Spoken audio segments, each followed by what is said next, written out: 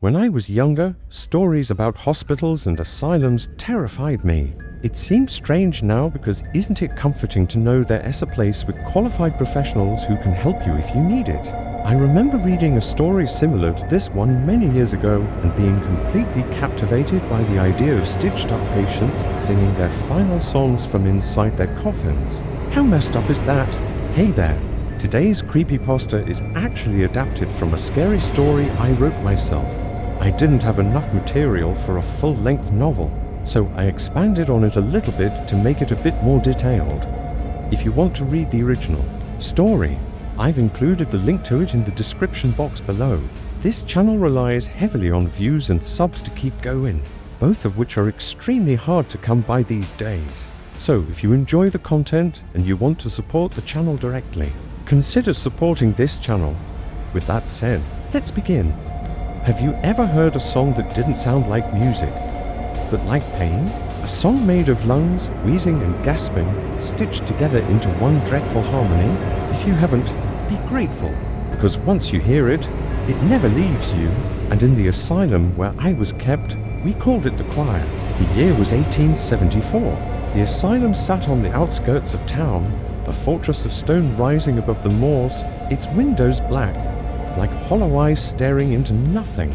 I had been committed for what my family called fits of melancholy. Truth was, I wasn't insane, not like the others.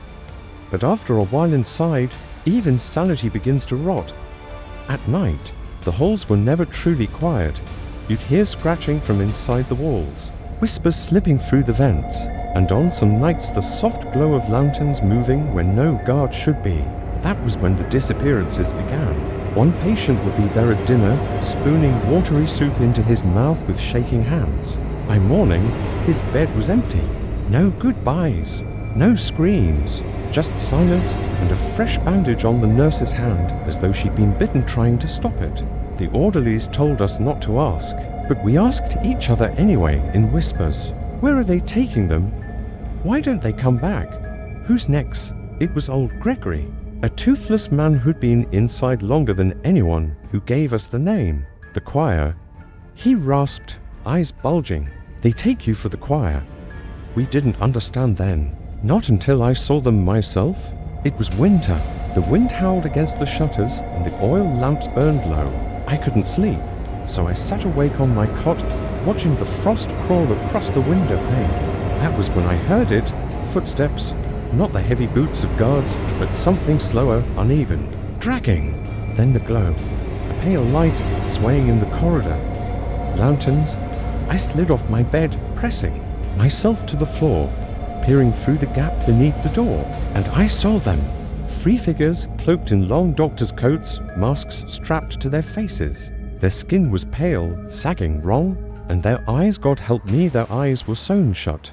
They carried lanterns of greenish glass, the light flickering like swamp fire, and behind them, something worse. A stretcher. On it, one of the patients, mouth gagged, eyes wet with terror, struggling against the straps.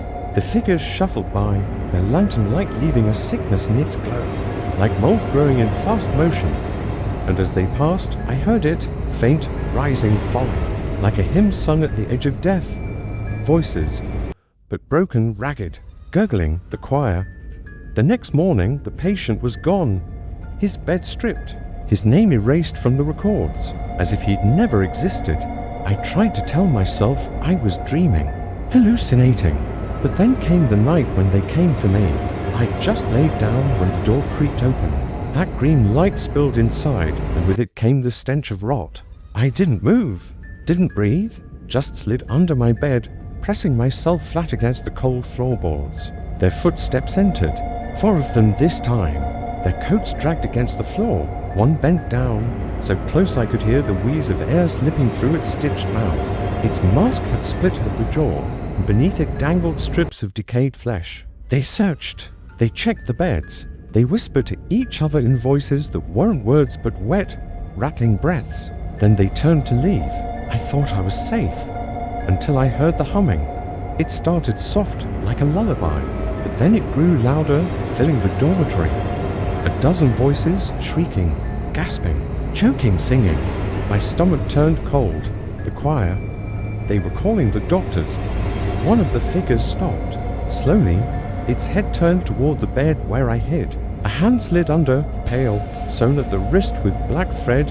It brushed my arm, and in that moment I saw them not through my eyes, but through something they pushed into my mind. Rows upon rows of patients strapped to wooden tables, their chests cut open, ribs broken like cages, lungs still twitching, pulled out and stitched together into grotesque organs. Those lungs still breathing, still alive, and every breath they took became part of the choir. I couldn't scream, couldn't move. The hand gripped tighter, pulling me out, and then a bell rang. Morning, the lanterns flickered, dimmed, and the figures receded, shuffling away into the shadows. Their glow sank into the floor, into the walls, until there was nothing left but silence. I left the asylum weeks later, released into the care of my brother. They said I was cured, but I wasn't, because I still hear it. At night, when the world is quiet, the choir returns. A dozen lungs breathing in unison, a dozen voices crying without words. They sing inside my head, and sometimes when I pass by an alley, I see a pale green glow, a lantern swaying in the dark. They're still searching, and one night, they'll find me again. Thank you for listening. If you enjoyed this story, please leave a like and comment below to let me know what you think. Also check out the other stories on this channel. I promise you won't regret it.